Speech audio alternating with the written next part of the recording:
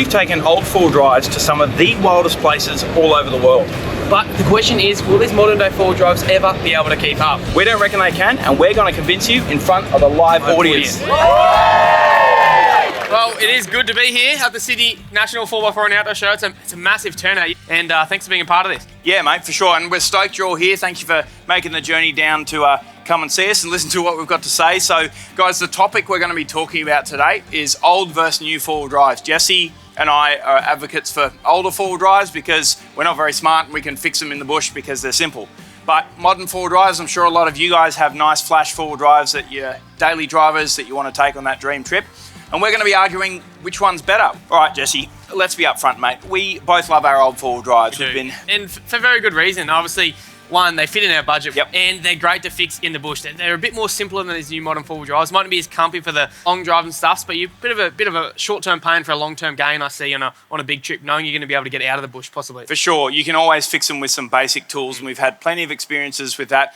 Maybe not so much in the Simpson Desert, older four-wheel drives, but I guess these days, it's becoming the norm to get, I guess, a nice modern dual cab ute or something like that, an IFS four-wheel drive, and they're getting more and more tech in them, as we're seeing. The technology is great when it's working. The only concern is when it stops working, if you're not near a dealer and they can't plug their computer and stuff in. So it's sort of a bit of a catch-22. And also, well, an old four-wheel drive is great in a trip, but how many days of the year on a trip? Maybe, say 30 days? The rest of the year, you're daily driving this car through city traffic. So a modern four-wheel drive is maybe even better, It's a very good debatable topic. The dream trips we're talking about, it's the iconic ones. It's the Cape Yorks, the Kimberleys, down Tassie, Fraser Island, all sorts of things like that. Desert. Yeah. I'm in the same boat. Old four drives every day of the week. Now, I guess the first thing would probably be affordability and cost. As you mentioned at the start, you and I, we're a bit more on the budget side of things, so that's a big draw card straight away. But I guess you got to weigh up the differences in cost between, you buy an old four-wheel drive, everything in that car is long in the tooth. It's the springs on the brake pedals, it's the pads, it's the way the door's shut. Affordability and cost is good if you're willing to throw some parts at it, but if you take these old four-wheel drives on a big trip and you haven't gone through it and, replaced a lot of these parts that have had a hard life, you're probably going to have just as much of a drama-filled trip as you would with a modern vehicle that turns to custom. Yeah. Like, I guess maybe a prime example would be the Parenti in Cape York. Yeah. James from KLR went through that front to back, changed bearings, filters, brakes, all that sort of stuff, and it didn't have an issue the entire trip. One thing lots of people say, that they might know how to change a spare part, and so they don't take it with them. But even if you don't know how to change it, if you're in a remote place and you have that part with you, it's so much easier. You can just go to a mechanic and they can fit it, because we had to fly parts into Cape York last year. We had to wait a week, I think it was for an alternator and something else. Whereas if we had that part with us, we could just take it somewhere and get it fitted. The next one, I guess, would be, as you touched on there, capability and ease of working on it. Older four-wheel drive, you said the Pony's a solid axle, whereas independent, they are pretty strong, but when you start to put bigger tyres and more weight and stuff, that's when it sort of becomes the weak point. Yeah, for sure. And then I guess less electronics. A prime example would be when we were towing the Ford Ranger in Cape York. When its alternator died, it turned into a bit of a noodle, and I was towing it with the Parenti.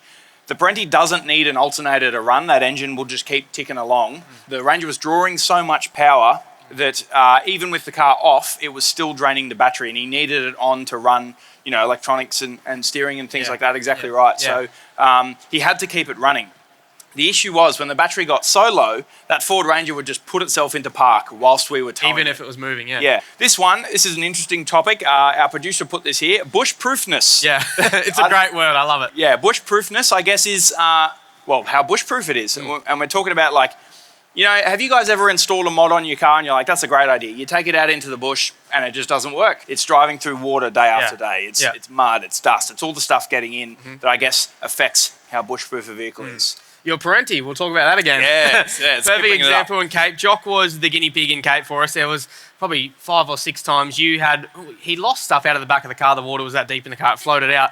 But, you sink that car time and time again, and there's none of the electrics really mattered. Whereas if we sunk any of the other cars there, we've got ECUs and computers and all that sort of stuff. You just don't want to get water inside. That's sort of one of the reasons why an older car is great. You weren't really comfortable on that trip. You had dust, you had to wear goggles, but you knew that whatever happened, you had room for all us to sit in the back and drive us out. I guess on that too, spare parts are another big thing in the world of bushproofness. It's the availability of spares. Dave's Prado, I'll use that as an example again. That car was so new that he couldn't get a lot of spares. So in the desert, he was kind of winging it. What do you guys reckon? We'll do a bit of a poll. Put your hand up if you prefer old cars. Okay, put your hand up if you prefer new cars. I reckon old cars might have it. I reckon old cars might have it. Well, there is one bloke who I think, no matter what we say, will probably argue the opposite. But let's listen to young Graham Cahill to see what he has to say. How you going, Jocko and Jesse and everyone at the 4-Wheel Drive Show? I hope you're having a cracking weekend. Now look, boys, you have put together a pretty convincing argument for older 4-wheel drives. And trust me, I know what I'm saying. I grew up with older 4-wheel drives, and in fact, I've still got my old GQ Shorty. I've been around Australia in that thing more times than most people have had hot dinners, but check this out. Right now, I am in the middle of Cape York, doing tracks, Jocko, that'll make your Hilux tremble, and I'm doing it in a brand spanking new Mazda BT50. Now look, let's be honest here. Older 4-wheel drives, sure, they might be a little bit more bomb-proof, a little bit more rugged, but this thing is so much more comfortable, so much more reliable, can tow better, handles better, basically does virtually everything better. So I say, there's a place for older 4-wheel drives. I will always have them in my garage, but in this day and age, modern 4-wheel drives have come a heck of a long way. That's all I'll say, boys. I'll leave the rest up to you. Enjoy the 4-Wheel Drive Show. We'll catch us later. He does have a good point in saying old 4-wheel drives have their place. Yeah, for sure. But I guess, the points he said there, he absolutely nailed. New vehicles, practical as daily drivers. Yeah. 90%, like if you're doing one big trip a year, the rest of the time you're driving around to and from work, picking up the kids, all that sort of stuff. Yeah. I guess reliability then is the other thing Graham mentioned. Yeah. And new vehicles are always going to be a bit more reliable. Yeah, and we always do talk about these new vehicles having electronics and being a worry, but to be honest, all these electronics have come a hell of a long way. You can submerge them, and they've got great rubber seals and all the plugs. Like they've, from a brand new car in 2000 to now, 25 years on, they've come a long way. It's your weighing up the cost of a new vehicle outlay and then ongoing serviceability and cost. Like that's not going away just because you bought a new vehicle versus buying an old one and maintaining it. For you guys watching at home on YouTube, now is your time to comment down below the ultimate car for all these dream bucket list trips, and we've got something to give for some awesome answers. Yeah, mate, we've got 2 King Chrome toolkits to give away, the 150-piece ones, Dometic CFX5 fridge, and some Repco gift cards as well.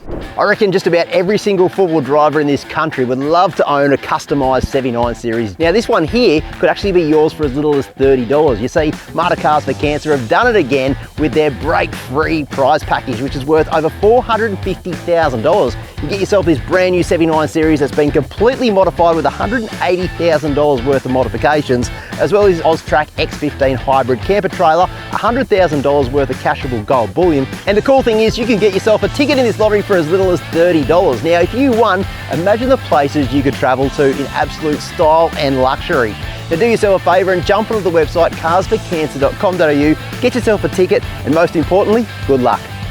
All right, so now it's your guys' turn. Throw your hands up now. You can ask anything this time. Yeah, this doesn't have to be topic or car related or anything. Any question you want to ask. What are you guys going to do with the old cars that you took to the Simpson Desert? What are we going to do with the old cars we took to the Simpson Desert? They actually got recovered this week. We really wanted to do a recovery mission on them because I was confident we could get that Pajero going, maybe even the Prado.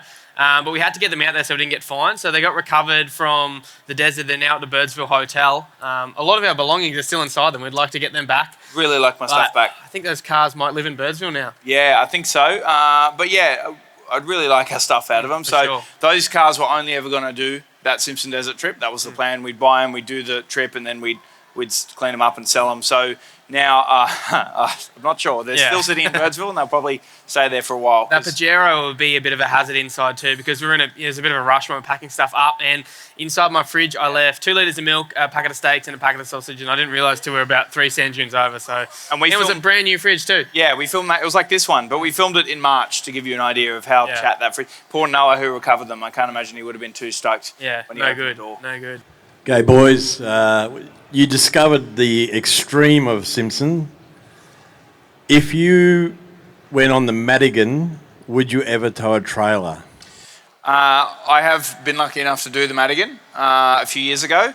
I think you could probably do it with a light trailer, but I personally wouldn't. Just because it's a long way, and the way I did it, a few years ago, we couldn't get through on the QAA to Birdsville, and we had to double back toward Mount Dare, and that cost a lot of fuel. So if you're towing a trailer, you'd probably need to account for a fair bit of fuel to take with you. There was, fun fact, there was a fella on the Madigan line when we were out there.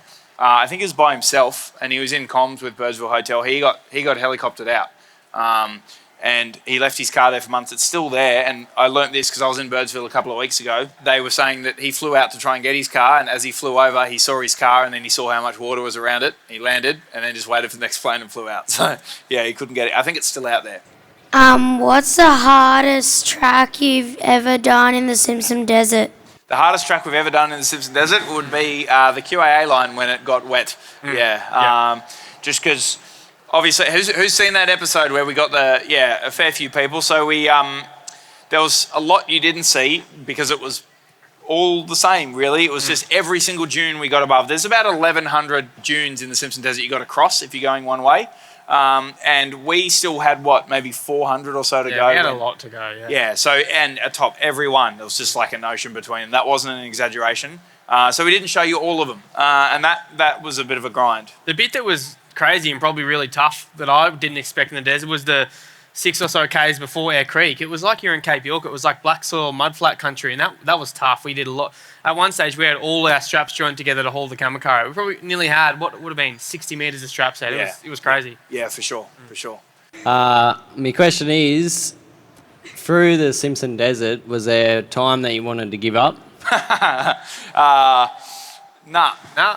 Fun. It was fun, and the other thing too is because we knew how far we had to go, and there was nothing we could do about it. The only way to get out was to just get on with it, pull our socks up and do it. So we just kind of got on with it and did it, and everyone did a good job of it too. It was pretty much push on until we couldn't, or we got out. And if we couldn't, we'll just set up camp and stay dry. And if we could, we'll just keep pushing on. Yeah, for sure. Yeah. What's been the hardest and biggest bush mechanic fix you've had to do? The hardest and biggest bush mechanic fix, I think maybe the clutch on the Zook. The clutch in the Zook, that was fun though. We were smiling the whole time. Yeah, not hard to change a gearbox on a Suzuki Sierra. That was pretty funny actually because we pulled the gearbox out at camp, and Jesse and I both got under there to get ready to lift the gearbox out. And as we pulled it out, we're like, ready, 1, 2, 3. Oh, actually, this is... And then we were putting it back in, we're trying to help, and it was too tight for 2 people, so you just passed it to me, and you put a bolt in. Yeah, it was, but still a big deal to change a clutch at a campsite. And then 3 days later, we did another clutch. Yeah. Another one probably that I won't forget too is when the Steady 200 broke a steering rack end on Fraser Island, and we had a spare one, but it didn't fit, and we had to hose clamp it together and limp our way out. It's something you don't expect on Fraser. G'day guys. When's Clifford making a return? Oh yeah, what happened to Clifford, mate? Clifford has been retired, but he after the last trip he was in a really sad state, and the repair list was massive. He had a bent front diff. The motor was really sad. We dinted the back in so much that we had to ratchet up the door closed. It wasn't really worth the repairs to take it on another trip. Now he lives on my property. He's going to be my property car. And I said to Jock yesterday, I feel I want to do some fun things with him. I've got a dam, and I want to try and float him across the dam. That's grassroots wheeling. Does anyone here have an old Suzuki or even a new Jeep? Oh, he's got a Suzuki, yeah. That is about if you want to learn how to pick lines and stuff like that, if you get behind the wheel of one of them, that is about as, I guess, genuine as you can learn to drive, because they'll teach you what to do and what not to do. What do you recommend as a good first forward drive under 10 grand? Oh, good first forward drive under 10 grand. What can we what do you plan on doing at this forward drive? Do you want to go do some hard stuff in the bush, or you want to do some more trips? Or? It'll be from work to touring to weekend warrior stuff. Yeah. If you can find an LM106 under 10 grand, the problem is good ones of those are still worth a little bit of money because they're getting hard to find in decent condition. Most of them have been painted green and driven hard by some peanut all over Australia, and they're not worth a lot anymore. So if you can find a good LM106 under 10 grand, I reckon that will be a good car. And the good thing is you'll be late to everything, and it'll be slow, so you won't get a speeding fine. But I also think a Land Rover Discovery 1, because you'll absolutely get one for under 10 grand.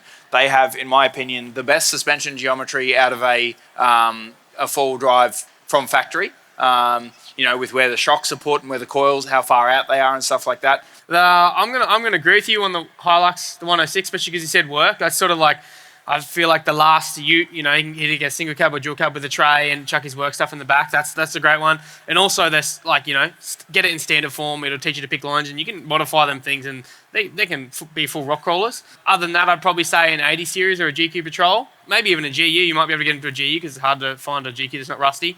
But don't buy one with heaps of mods if it's your first full. Just wheel it stock and then slowly build it up a bit. But yeah, That's the go. I go the Hilux if you needed a U for work. But if you didn't and you wanted a wagon for more touring, like an 80 or maybe a GQ or GU for sure. How you going, fellas?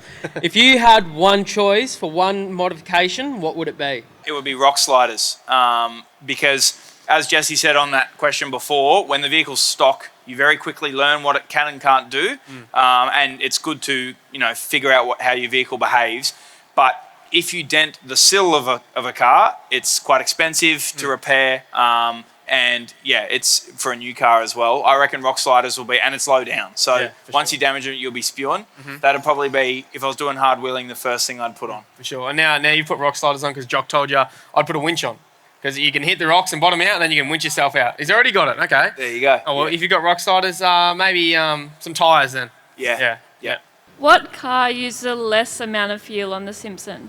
What car uses the least amount of fuel on the Simpson? The Prado was actually phenomenal on fuel. Like for what I was expecting, a V6 petrol. You left it halfway in the desert. Yeah, there's that. I didn't use all the fuel, but I think I was getting like 13 to 14 litres per 100 in that car driving out there, and then in the sand it went up a bit. But I was actually impressed. Probably the Prado, Dave's Prado, did the best on. It was chewing it when it was. I think the camera car actually did pretty decent. True. Like for, you know, lots of people knock ZD30s, but those Comarons are pretty decent, and it was actually not bad. The old workhorse. Hey fellas, so I understand we're talking about cars, but I want to bring houses into this. So my mate's just sold his four-wheel drive, and now he's flipping up between if he's going to go back to a four-wheel drive or if he buys a house. Oh well, you can't drive a house to Cape York, mate. So I guess that probably gives you your answer. I've slept in my four-wheel drive plenty of times. Yeah, but if he, you know, it's a tough one. Is he smart? Is this bloke here? Yeah, I would say, you know, if he doesn't spend all his cash on the house, and then he can buy a cheaper, older four-wheel drive and have a house, that's best of both worlds. Yeah, true. Because when your old four-wheel drive's broken down, he can park it in the shed out the back, and he's got a house to live in. But if it breaks down on the side of the road, that's where he's got to live. Yep. So true. Best of both worlds then. Yeah, exactly. Yeah. Hey gents, if you went to Cape York again and you had a choice of taking an 80 series or a 300 series Toyota, how would you go with that? If we went to Cape York and we had a choice of an 80 series or 300 series, I think if I was going like with my mate, like with my mates, it was just me, I reckon probably an 80. If I was going with my non-existent family, it'd be 300 because, you know, they'd want a bit nicer. But I mean, plenty of people tour an 80 still. Yeah, I'd take the 80 because if I had a 300, I wouldn't want to scratch it or get that red dirt on it. True, that's a good point. But the 300 would do it. See, it's there's no right or wrong answer here. I'd take the 80, I reckon. Yeah, I reckon. Yeah, I'd feel more confident. What do you guys reckon? Would you take, hands up if you take the 80 series? Yep. Yeah. Hands up if you take the 300. Oh, so I reckon it's staying at home. It's less Ks. Yeah, less Ks. You keep that at home, keep it nice, and take the 80. That's fair. Yep. Well, hopefully that topic sparked a bit of debate with you guys at home. And of course, you don't have to agree with us. If you've got a different opinion or different experiences, let us know down below because we'd love to hear from you. And the best comments, we're going to pick and give you guys a prize. But a massive thanks to our live audience today at the Sydney Four-Wheel Drive Show. Yeah, thanks so much, guys. Yeah, catch you next time on 4Drive 24/7.